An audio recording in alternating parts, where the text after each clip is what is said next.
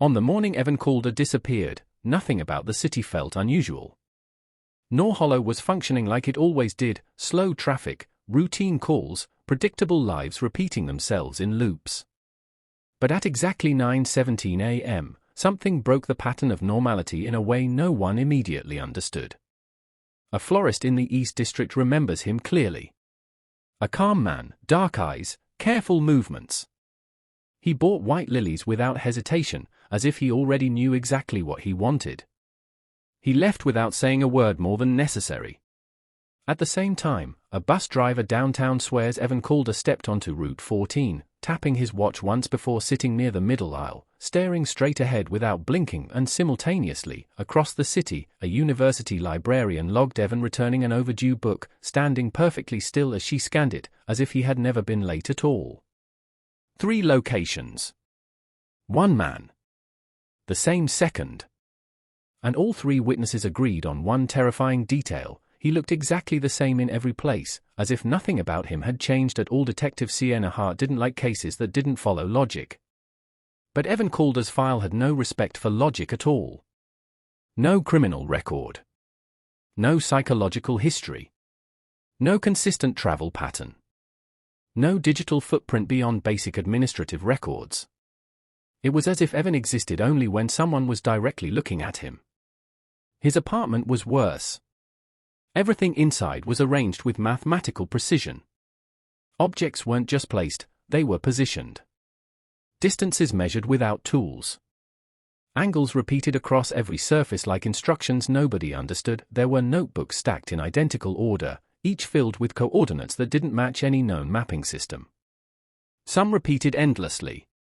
Others stopped mid-sentence as if interrupted by something unseen. And in the center of it all was a wall calendar. Every single future date was marked with the same word. Sync. No explanation. No variation. Just repetition. Security footage was supposed to provide answers. Instead, it introduced problems no one was prepared for. Evan Calder moved normally in every recording at first. No hesitation. No sign of awareness that anything unusual was happening. He simply existed in each frame as expected. But then came the distortions. In the library footage, Evan turned a page, and for a fraction of a second, he was not there. Not blurred. Not moved. Just absent. In the bus footage, he shifted positions without any recorded movement. One frame he was seated near the window. The next, he was across the aisle, still facing forward. In the florist's camera, he appeared twice in the same reflection, standing in 2 different places at once. Technicians tried to explain it away as corruption. But corruption doesn't follow a person across multiple independent systems. Something else was happening.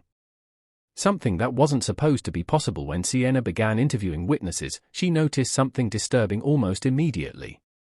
Each person described Evan Calder differently, but confidently. To one witness, he seemed calm and grounded, almost gentle in his presence. To another, he was anxious and restless, constantly checking invisible clocks. To a third, he seemed detached, like he was listening to something no one else could hear. But what unsettled Sienna wasn't the contradictions. It was what happened after. Witnesses began adjusting their own memories mid-conversation. Correcting themselves without prompting. Changing details they were previously certain about. It was as if remembering him was unstable. As if Evan Calder didn't exist as a fixed memory, but as something that rewrote itself depending on who observed it. By the end of the day, even written statements began to differ from spoken interviews taken minutes earlier. Nothing matched. Not even reality itself. 3 days into the investigation, Evan Calder appeared again. This time, the system itself began to fracture. A traffic camera captured him standing motionless on a pedestrian bridge at 2:41 p.m. At the exact same moment, hospital security showed him walking through emergency doors. And simultaneously, a cafe transaction confirmed his credit card being used 10 miles away. Same timestamp. 3 actions. 1 identity. Sienna reviewed the data over and over, searching for duplication errors, system lag, anything that could explain it. But there was no delay. All 3 recordings were real-time. Liam, her partner, stopped speaking for several minutes after watching the footage. Because the implication was simple. Evan Calder was not moving between places. He was occupying them at the same time. Back in Evan's apartment, Sienna began noticing something she had missed before. The notebooks weren't random. They were layered. Under ultraviolet light, hidden annotations appeared beneath the coordinates. Lines of fragmented writing describing something that resembled mapping, but not of geography. Of presence. The term repeated most often was phase drift mapping. Alongside it, a single repeating statement. A single identity does not move. It distributes. Liam dismissed it at first. Until the apartment lights flickered without warning, all clocks inside the room reset simultaneously to 9:17 a.m. The same moment Evan was first seen in 3 places.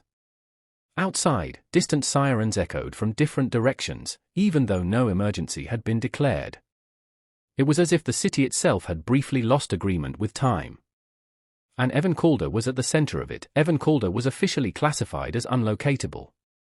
Not missing. Not deceased. Not escaped. Simply no longer traceable in any consistent form. But Sienna refused to close the case. On the 4th night, she left a recorder running inside her office. At exactly 3:03 a.m., Evan appeared. Not through doors. Not through windows. Just there. Sitting across from her desk as if he had always been part of the room. "You're close," he said quietly. Sienna didn't move. Close to what?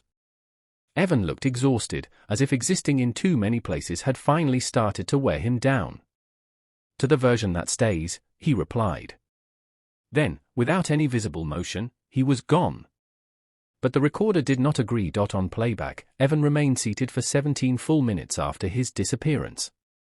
And in every frame, he was still there. Just slightly different each time. As if even the recording couldn't decide which version of him was real.